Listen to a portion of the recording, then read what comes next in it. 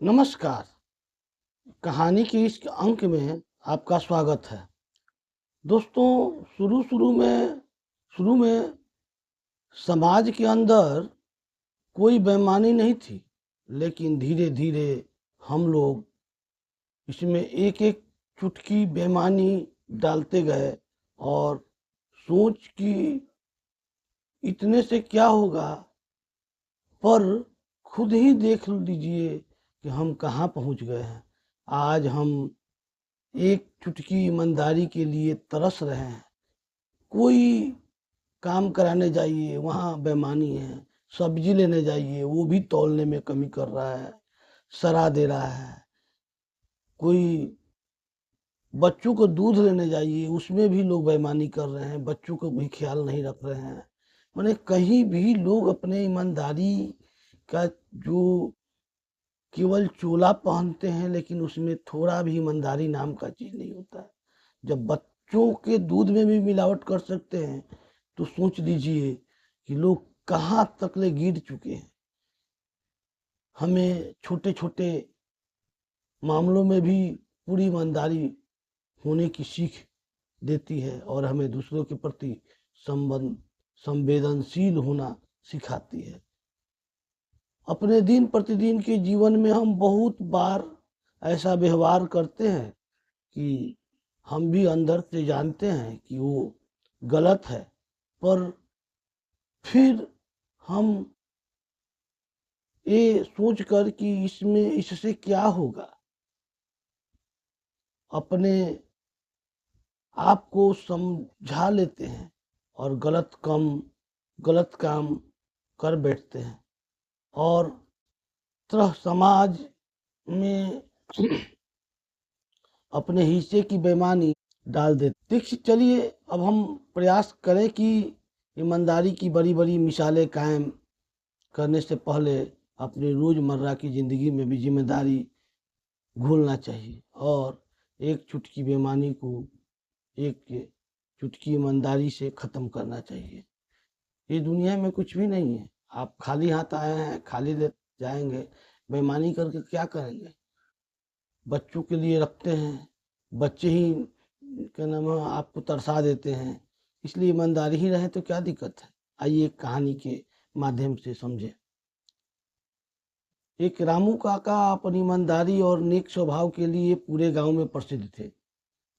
एक बार उन्होंने अपने कुछ मित्रों को खाने पर आमंत्रित किया। वे अक्सर इस तरह इकट्ठा हुआ करते थे और साथ मिलकर अपनी पसंद का भोजन बनाया करते थे।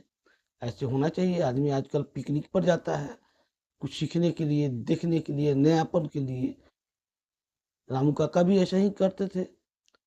आज भी सभी मित्र बड़े उत्साह से एक दूसरे से मिले और बातों का दौर चलने लगा। जब बात खाने को लेकर शुरू हुई, तभी काका का एहसास हुआ कि नमक तो सुबह ही खत्म हो गया था। काका नमक लाने के लिए उठे, फिर कुछ सोचकर अपने बेटे को बुलाया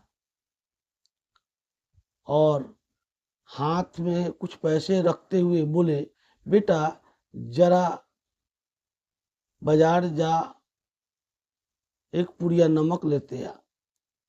पिताजी बेटा जी पिताजी, बेटा बोला और आगे बढ़ने लगा। सुन, काका बोले, ये ध्यान रखना कि नमक सही दाम पे खरीदना, ना अधिक पैसा देना और ना कम। बेटे आश्चर्य हुआ बेटे को आश्चर्य हुआ।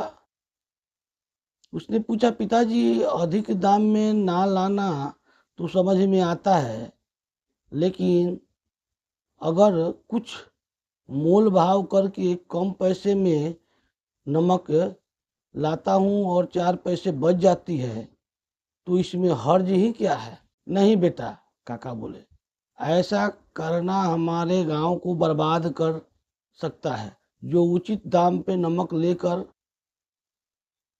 आ जा। काका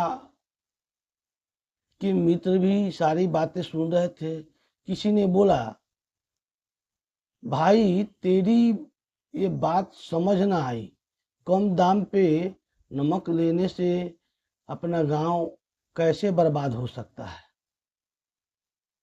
काका बोले, सोचो, कोई नमक कम दाम पर क्यों बेचेगा? तभी ना, जब उसे पैसे की सख्त जरूरत हो, और कोई भी उसकी स्थिति का फायदा उठाता है तो उस मजदूर का अपमान करता है, जिसने पसीना बहाकर कड़ी मेहनत से नमक बनाया होगा। लेकिन इतनी सी बात से अपना गांव कैसे बर्बाद हो जाएगा? मित्रों ने हंसकर पूछा। शुरू में तो समाज अंदर कोई बेईमानी नहीं थी, लेकिन धीरे धीरे हम लोग एक दूसरे की चुटकी बेईमानी मिलाते गए। ठीक, आज हम मॉल में जाते हैं तो कोई मोल भाव नहीं करते हैं, लेकिन वही सब्जी वाला के पास जाते हैं तो मोल भाव मिलाते हैं। उसको मजबूरी होता है तो कम दाम में बेचकर चल देता है। हमें समाज का भी ध्यान रखना होगा। धीरे धीरे बेईमानी लोग मिलाता है, धीरे धीरे ईमानदारी भी सीखता है। हमें छोटे छोटे बातों से भी सीखना चाहिए कि ईमानदारी क्या होता है, बेईमानी क्या होता है। हम बेईमानी से पैसा तो कमा लेते हैं, लेकिन उससे जो यूज करते हैं, जिससे जो लोग उससे यूज करते हैं, वह बेईमान ही बन जाते हैं। इसलिए हमें हर पल हर समय सजग रहकर बेईमानी और ईमानदारी में अंतर समझना चाहिए और अपने को बचाना चाहिए। आप दूसरे को नहीं बचा सकते, अपने को तो बचा सकते हैं। और दिखावा क्या करना। धन्यवाद।